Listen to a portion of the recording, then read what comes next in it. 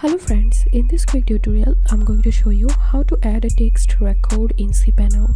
But before getting started this video, make sure to subscribe. How to unmute it.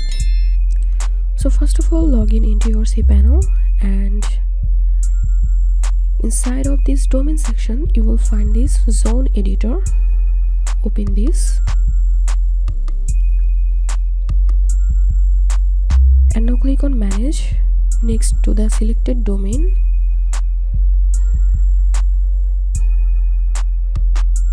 Add record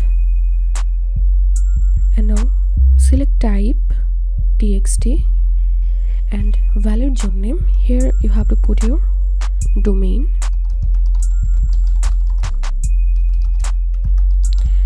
After putting your domain name, you have to add a dot. So howtounminute.com, then dot. And if you're trying to add text record on your subdomain, then you have to enter your subdomain here. The record field is where you add the record itself. When everything is done, click on add record.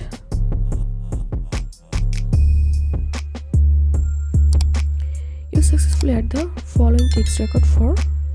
So this was how we can add text record in cPanel. If you find this video helpful, make sure to subscribe. How to unmute it. Thanks for watching this video.